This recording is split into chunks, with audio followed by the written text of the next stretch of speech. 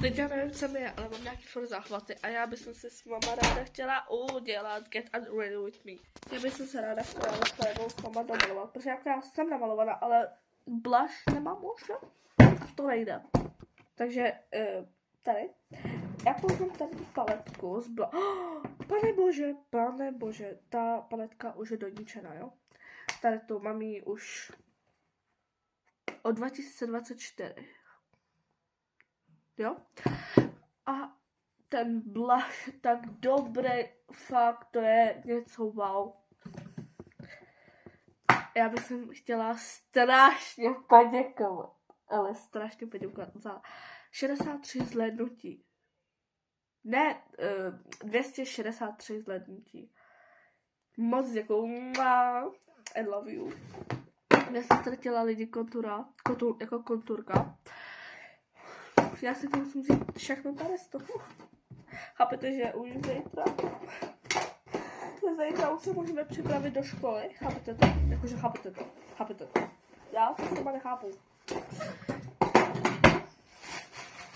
Já nevím, kde mám všechny moje ty, ale tu brečet asi. Teď jak to udělám? Já jsem to vymyslela takhle. Napište mi do komentářů, jak to vypadá. Jako já se moc nemaluju, já mám jenom korektor, žasenku a blush a chápete? Lidi, já to musím prostě říct, ale já miluju Brazílii, já prostě od malička už miluju Brazílii. Prostě koukám i na brazilský skoro, no koukám na ně prostě na brazilský takový seriály. Nejsou to seriály, jsou to videa na YouTube. Já vám to zkusím tady dát, co to je. A fakt je to strašně dobrý, já vím, že to je sice portugalsky, ale já jsem se normálně něco naučila. Třeba děkuju, já se jmenuju, co ještě, přítelkyně a takový trošku ty základní věci.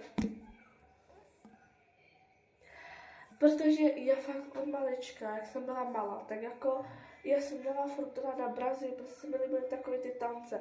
No a prostě vy víte, že na YouTube můj kanál Shorts, takže tam mám takový ty brazilský videa, protože chci taky už trošku novou módu a prostě tak, jo. Takže jo, moc děkuji za těch 260 slednutí na to jedno video. Já jsem strašně šťastná, jo, strašně šťastná jsem. A tak, doufám, že se vám video líbilo. Já vím, že to není teď takový dlouhý a že jsem moc neukázala, jak jsem se namalovala, ale strašně omlouvám. Já jsem to nezapomněla, ale že jsem měla vybitý mobil, takže jsem se rychle namalovala, protože jsem taky neměla čas, musela jsem taky pomáhat mámě.